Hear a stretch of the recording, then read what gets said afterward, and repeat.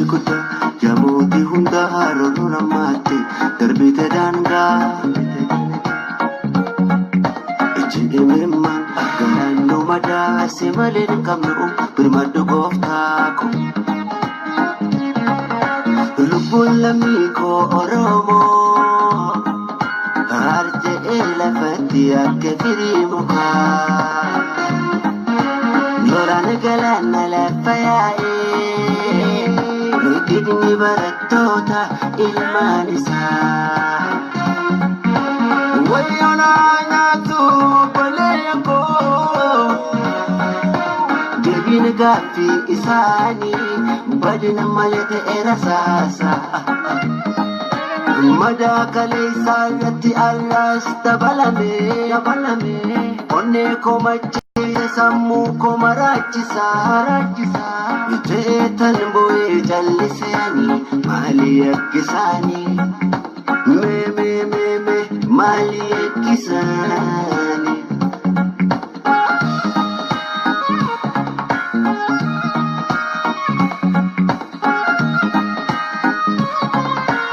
Irbinis derate Tulwe ergarafne Arran kita magne irafnu debine dami jalapinu utu banda panne sare ijalinu jantu mali gawrumma dinni du'a filanne sani bintille falmatakane tukakombi komo magalani Fatan ala baba paredani Elemu biliku fafakatani Mamu zamil bargota sani Tatasabiru fafakatani Lagasaogi parlencha sani Baharo tumsa fakini sani Barwabo kutu oneni sani Nabi kamagal al-khairu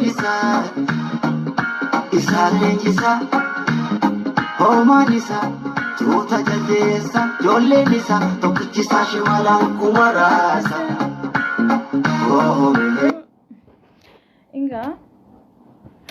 Inga dubbadhu malee hayyee akka namni baay'een seenuu fi hin dubbadhaan maa saatii kana seentee warri jettan immoo saatii yeroo qabutti seenaa saatii yeroo free qabutti seenaa miti ree namni kanaaf yeroo qabutti seenaa neen Jawar maaliif Jawar jibbama maaliif Jawar warroota abashaa biratti jibbama yookaan immoo warroota jaartii abashaa objela kaawatanii ta'an biratti maaliif Jawar jibbama Jawar isa tokko wanti inni jibbamuu fi waan sabboonummaa qabuuf malee waan biraa takka hojjetee miti dhaggeeffadhaati Oromoon sabboonummaa qabu abashaa biratti hin jaallatamu warroota kaaniin biratti illee warroota akka waan wannoon isaanii dhoqqee umtuu wannoon isaanii kun abashaan hojjetameetti warra sabboonotaa hin jaallatani sinii hima Jawar abashaa biratti wanti hin jibbamuuf wanti jarri firmaa irratti fuffunaantuuf maaliif jaran maal balleesse Jawar maal godhe Jawar wanti abashaan Jawariin jibbituufi wanta inni sabboonummaa qabuuf wanta inni waan ofiitiin boonuuf wanta akkallee godhee hin beeku maal Jawar abashaa gadi ba'eetiin abashaa waa'ee jibbaa abashaa odeessee beeka jara waa'ee jibbaa nafxanyaa odeessee beeka waa'ee ofii malee waa'ee saba isaa malee beeki saba kiyya naa kabajaa saba kiyya najjeesina saba kiyya lafa isaa irratti reebamuu hin qabu lafa isaa irratti kabajamuu qaba biyya isaa irratti kabajamuu qaba waan jedheef qofa jibbama malee wanta biraa miti ilaali naman kara telegiraamii messenger kara biraa guruupii ijaartee akka jirtuun abashaadhaaf abashaan maal goote firmaa funaanti Jawara hidhamuudha maaliif jibbanime dhaggeeffadhu namni biyya bulchuyyuu sabboonummaa qabaachuu qabu namni sabboonummaa qabu saba biraallee hin miidhu beeka sabboonummaa qabaachuun saba biraa hin miidhu gonkumaa namni sabboonummaa qabu kan namaallee hin kabaja namni ofii isaatti boonu namni waa isaatti boonu yeroo mara kan namaa kabaja beeki ofitti boonuuni fi waa ofiitiin boonuuni waan namaa jibbuu miti guyyaa tokko Jawar maal jedhaa ture yeroo qabsoo gaggeeffamaa ture keessatti maal jedhe saba namaa hin tuqinaa, waa namaatti hin bu'inaa, saba ollaa keessanii eegaa, kabaja jechaa hin turre. Maal guyyaa tokko saba simbira jiraatu reeba, saba simbira jiraatu waan godhaa jedhee beekaa namichi kun hin beeku. So wanti inni jibbamuufi wanta inni sabboonummaa qabuufi dhaggeeffadhuuti. Even Jawar maaliif Abiyyi biratti iyyuu ammayyuu jibba? Mee dhaggeeffadhuuti. Ani waan na ajaa'ibu keessaa jechuudha. Warruma Oppiidiyoo biratti Jawar inta'innaa sababiidhuma uummata Oromoo kana qaanfatanii malee hin jaallatanuuni. Oppiidiyoo sabboonummaa hin qabdu hin argine. Oppiidiyoo keessa namni hojjetuufi Oppiidiyoon akka jirtutti sabboonummaa hin qabdu bitamtuudha. Ilaali jelasiqxu akka waan ani beeku waan isaaniitti qaanfatanii Oppiidiyoon ofitti namni biyya bulchuyyuu si ima yoo sabboonummaa qabaateedha ka inni biyya bulchu. Namni sabboonummaa hin qabaatin namni sabboonummaa hin qabdu taanaan maaliif akka inni aangoorra taa'u beektanii ijoollee. Aangoodhuma waan barbaaduuf achirra turuu waan barbaaduuf aangicha waan barbaaduuf malee beeki wanni wayi sabaa yaadee miti. Kanaafiyyuu Jawar yeroo kamiyyuu wanti inni jibbamuuf wanti namni irra du'u yoo sabboonummaa qabaachuu malee namni waan inni isaa waan badaa hargitanii mee hima. Wanti inni isaa badaa maalidha ijoollee? Maaliif waan keenyaan hin boonu? Maaliif waan keenya irratti tumamna? Maaliif waan keenya irratti xiqqoofnaadha? Maaliif gadi ba'anii nu arrabsanii? Maaliif nurra hejjetanii? Kana malee wanti biraa hin jiru. Yeroo kanatti namni Jawar maal dhaggeeffadha? Gaafa namni isin faarsu gaafa Abashaan Oromoo keessaa nama tokko faarsuu eegaltu beekadha isaan waan itti fayyadaman waan qabaniif qofa si faarsan. Abashaan gaafa Oromoo faarsuu eegaltu si ima. Nafxanyaan gaafa Oromoo faarsuu eegaltu waan tokko sitti fayyadamteetti beekadhu. Waan tokko miti. Gaafa Oromaa beeke Oromoo waa godhee miti. Maaliif Oromoo jedhu? Maalumaaf Jawar kun Oromoo jedha. Maaliif Oromoo jedha? Kan maal ka Oromoodhuma waamamuu hin jaallatan. Gurri isaanii Oromoo jecha jedhu hin jaallatanu dhaga'iiti. Maaliif Abiyyiin ilaali. Gaafa inni gaafa dura Oromoo jedhuudhaan nu dura deddeemaa ture. Akka sabni kun wannoo ta'uudhaaf nu sossobaa haa ta'u maalillee haa ta'u isaanii hin beeku. Garuu Abiyyiin gaafa inni yeroo jalqabaatiif aangootti ol ba'u Oromoo jecha gaafa inni baay'isu maal goote Abashaan gadi deddeebisuu eegalte. Gaafa inni Itoophiyaa deebi'u faarsu eegalte. Dhaggeeffadhu har'a gaafa Oromoon Abiyyi gadi qabu eenyutu faarsaa jira? Abashaatu faarsitiin. Har'a maaliif waan Oromoon jibbuu hunda hin jaallatan. Waa Oromoon jaallatu hin jibban. Kaa dhaggeeffadhu. Kanaaf iyyuu isinii of baraa Oromoo of baraa waan tokko of baraa isinii himaati. Gizee kamiyyuu Abashaan gaafa si faarsuu eegaltu dhugaa Rabbi. Abashaan gaafa si faarsitu waan akkasii fayyadamteeti malee gaafa faayidaa sirraa dhabdeetiin ati waan keetti boonu eegal si gattee kutti. Waan tokko sirraa fayyadu amma Abiyyi ilaal. Abiyyi kalee narrabsite har'an faarsitiin. Maaliif isaan qaawuma xiqqoo kana fayyadamuu barbaadan. Qaawuma xiqqoo kana fayyadamuu maaliif waa uummanni Oromoo hin jaallanne waa uummanni Oromoo irraa dhufu isaan hin jaallatan. Yeroo kamiyyuu faalla Oromoo deeman jarri kun. Kanaaf Jawar jibbama malee waan tokko godhee miti. Sabboonummaa isaatiif jibbama. Kanaaf iyyuu ijoo waan keessan jabeeffadha. Waan keessan jabeeffadha Oromoo. Isinii himaati. Dhagee waan tokko beeki Oromoo waan biraa mi gaafatu. Sabni biraa tumamuu miti gaafatu. Maal gosi akka Oromoo nama kabaju hin jiru beeki. Maali nuti saba biraa walitti ofitti ammannee taa'arra. Akkami namni reebamuu barbaada nuti. Akkami namni nuti maali namni mirga lammii tokkootiif dhaabbatee lammii tokko gadi qabuuf miti. Beeki Oromoon xixiqqoo ammallee daa'imni illee beeki hin beekti sabboonummaa biyya keenya keessatti ilaalme Oromoon yoo akkam daa'imni illee hin beekti. Mirgaaf dirqama isaanii illee hin beekan. Beeki nuti gaafa isaan nu ajjeesan maali ollaa keenya osoo isaan jiran itti buunee beekna. Hin beeknu. Sana jechuun nuti kan nuti barbaannu biyya keenyatti kabajamneetiin waa keenyaan boonuu malee saba biraarra jibbiinsa tokkollee hin qabnu. Oromoo jibbiinsa tokko saba tokkorraa hin qabu. Jawaarin illee ta'e guyyaa takkallee jechuudha. Guyyaa takka gadi ba'eetiin saba isin bira jiru cabsaa hin jenne. Saba isin bira jiru hariyaa hin jenne. Saba isin bira jiru Erraatiin ani waan na ajaa'ibetu jira beeka. Mimi Oromoo dhumtuani Oromoo uummata tokko tokko yoo gaafan argu Jawar maaliif kan jibbamu? Mi maal godheefi? Amma sababi inni Jawar Abiyyi qeequuf maaliif? Sababiin Jawar Abiyyi qeequ maaliif? Sababii Abiyyiin sabboonummaa hin qabneef. Sabboonummaa hin qabu tasa hin qabu. Maaliif beektani? Gaafa nuti gaafa dhiiga qeerrootiin dhaqee achi taa'u qeerroo afaan isaa waamuu hin barbaanne. Oromoo afaan isaa waamuu hin jaallatu. Dhaggeeffadhaati ijoollee. Beeki namni of kabajee ka'eeti barcuma of ulfinaa abbaatu of jala ka'a jedhan. Barcuma ulfinaa abbaatu of jala ka'a. Namni ofuu hin kabajne akkamiin nama biraa kabaja? Namni of hin kabajne akkamitti saba biraa kabaja jedhanii eegani?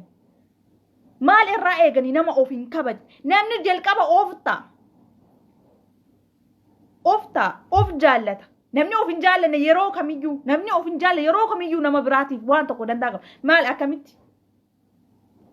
Kanaaf nuti beeki ani kan nama ajaa'ibu keessaa jechuudha. Oromoon sabaaf sablammii Itoophiyaa keessaa sabni guddaan Oromoodha. Sabni guddaan sana keessaa immoo sabni Oromoo keessa jiraatu sabni 80 akka jiruun kan Oromoo irraa fayyadamuudha. Kan naannoo Oromoo keessa jiraatuudha. Kan takkaa tuqamee hin beekinidha. Ammootiin saba kana hunda keessaa kan Oromoo Jibbuu kan yeroo hunda Oromoof jibbiinsa qabaatu eenyudha? Saba nafxanyaa qofa. Saba Amaaraa qofa. Maaliif akka ta'e hin beeku. Dhaggeeffadhu. Nuti kalee maal jedhe Jawar? Maaliif iyyuu sirna Haayila Sillaasee fi sirna Minilik nutti faarsaa jedha. Kuni waan dhugaa jirtuu miti jedhan. Abiyyiin beeki gaafa fakkeenya illee kaasu fakkeenya meenyu nuu kaasa beeki fakkeenya Minilikii nuu kaasa. Fakkeenya Haayila Sillaasee nuu kaasa. Bara durii Minilik akka godhee bara durii Haayila Sillaaseen akka godhee jedha. Maa fakkeenyaan kaasini bara durii Minilik maal akka godhe Oromoo? Maaliif fakkeenyaan kaasini Haayila Sillaaseen Oromoo bara durii maal akka godhe? Fakkeenya kanaa kaasee beeka. Waan inni qabuun dhaggeeffadhuuti. Inni maal jedhe? Baabura galcheedhaa fi Minilik nurra faarsa. Baabura galchee jedhe. Beeki nutiin immoo harkatu cite. Nutiin immoo harmatu cite kaa. Kanaaf jibbina waan biraa miti jarana. Nuti maa Minilikiin jibba? Maaliif Oromoon Minilikiin jibba? Mee saba Oromoo kana dhaggeeffateera. Mootummaan kun saba Oromoo dhaggeeffateera keessatti. Maal akka barbaadu beeka? Isuma gonkumaa meemee mootummaan kun Oromoo maal barbaadaatti beeka? Gaafatee dhuma beekaayi. Maaliif Oromoon kun iyyaa? Maaliif yeroo hunda maaliif Oromoon gaaffii kaasaa? Beekaayi. Onni Oromoo kun maal akka barbaadu dhaggeeffataa jira hin dhaggeeffanne hin beekuu gonkumaa maal Oromoon akka barbaadu iyyuu hin beekuu namichi kun. Dhaggeeffadhu. Naannoo isaa kan marseeru naftanyaadha. Maal akkamitti namni fira ofii jibba? Namni dhiiga ofii jibba? Dantaa saba tokkoof jecha ansii hima. Inni yeroo baay'ee jechuudha. Oromoon natti gammaduur sabni naftanyaan natti gadduurra Oromoon gadduu wayyaa waan jedhu fakkaata. Hojii dhimma isaarraa waan akkasii wayii argita beekta. Lakki sabni kun sabni Amaaraa kun natti gadduurra sabni Oromoo yoo gaddee wayyaa waan akkas jedhu wayii fakkaata hojiinsa. Maaliif saba guddaan kun tuffatamaan? Even saba guddaa kana biratti beeki nuti gaafa wannoo Minilik dhaamnu maal takka sammuu madaa namni kun sabni kun qabu ilaaluu qabna. Madaa sabni kun qabu ilaaluu qabna. Waa'ee Minilik kaasuu hundura hawultii isaa dhaabuu hundura nuti madaa maalii qabaa sabni kun? Maali nuti jalqaba irraa mee Oromoon maal jedhe? Sirna durii hin barbaannu irraan qabsoo ka'e beeki. Nuti Oromoon maal barbaada? Maal barbaada Oromoon? Oromoon sirna durii hin barbaadu. Gonkumaa hin barbaadu. Ittiin armi isaa murame, ittiin cabe, ittiin kolaafame kanaaf hin barbaaduumi. Har'a garuu wanti nu argu jirmaal? Hawultii Miniliktu haaromfama. Dhaggeeffadhu. Wani Haile Sillaasee makiinaa galchee paarsina. Saniin nu dhibee nutiin. Saniin nu dhibee beeki akkuma teekinooloojiin guddataa deemu biyyi tokko guddachuu qabdiimi. Biyyi gaafa guddattu kan galateeffatamu uummata. Biyyi gaafa waan takka bu'aa tokko argattu kan galateeffamuu qabu uummatadha. Wanni mootummaa miti. Wanti nu irraa itti gammannu jiru waa'ee makiinaa miti nuti kan waan abshaalummaa fidee maal fideedha azaa wal goonu jechuudha. Kanaaf iyyuu wanti Oromoon Amaara biratti jibbamuu fi sabboonummaadha.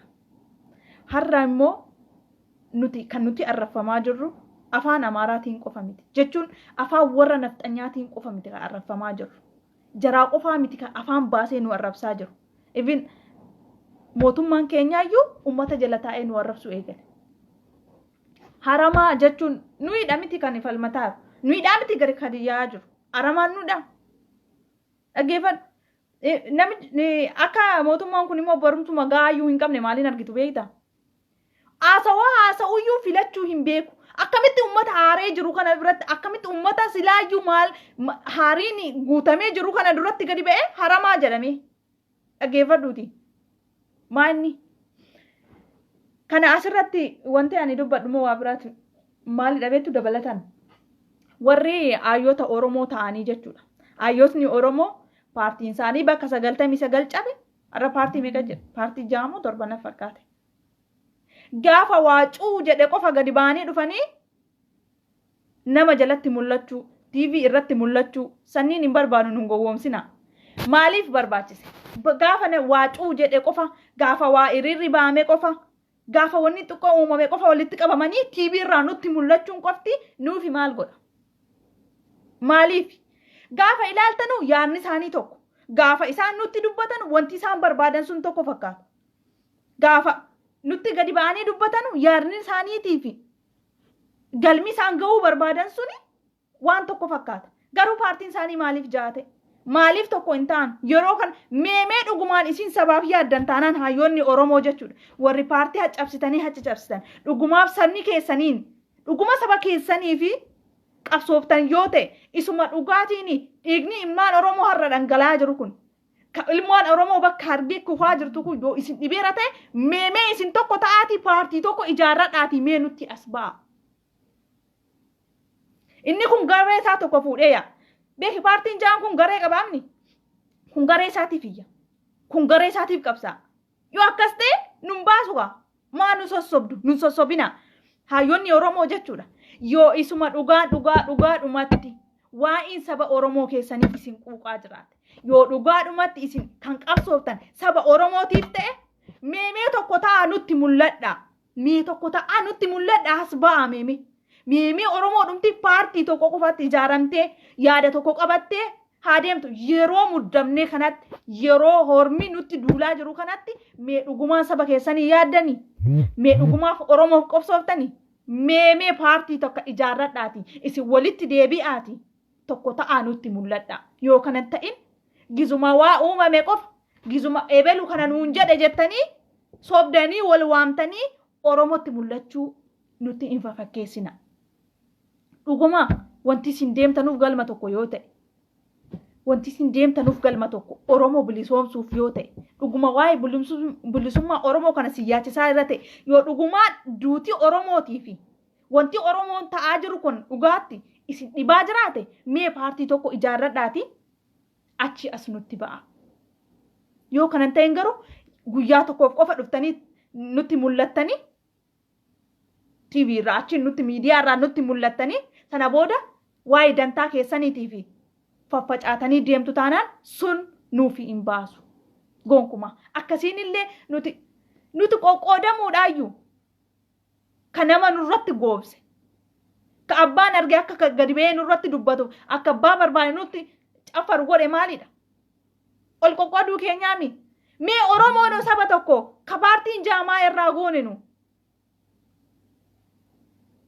Oromoo isuma dhugaati. Dhugumaan nuti beekaa qabna. Hayyoota keenya. Isin jala deemnaami. Nutu utuu isin tokko taataniitiin nutti as baatanii tuusin karaa tokkotti nu hiriirsatanii dantaa tokko qofa karaa tokko qofa Oromoo bilisoomsuu qofa jettanii hiriirtanii paartii tokko ijaarrattaniitiin karaa tokkicha irra deemtanii dhuftanii har'a osoo diinni nutti hin kofalle otoo har'a namni nutti hin duulle silaa karaan illee hin jiru karaa diinni nutti galullee hin jiru karaa namni abbaan arge gadi ba'ee nutti qoosullee hin jiru ture.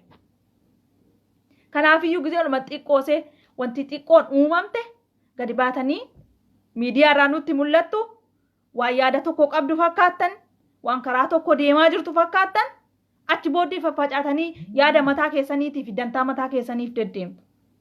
Kuni nun baasu yaa Oromoo. Kanaafiyyuu beeka ka dhumataa jiru ilmaan Oromooti. Ka guyyumaanuu isiniif jecha hayyoota keenyatu tuqamee hayyoota keenyatu hidhamee hayyoota keenyatu arrafamee jettee qeerroon guyyumaa bilbilina warri gaafa asirraa ba'e isinii bilbila warri bilbilaa jirtan natti bilbilaa isa waliin. Kanaafiyyuu gaafuma waa uumame Oromoo isinirratti gaafa waa qaqqabe hayyoota keenyatu tuqame hayyoota keenyatu akkas ta'e jechuudhaan gadi ba'anii du'uurra isin tokko taatanii yoo dhugumaan Oromummaa siyaachisaa jiraate yoo dhugummaan Oromoof qabsooftan mee karaa tokko deemaa nu agarsiisaayin isiniin jedha. Kanaafiyyuu nagaatti naa oola warri arraba dheerattanus galatooma hundi keessaniyyuu guyyaa gaarii qabaadhaa nagaatti naa oola.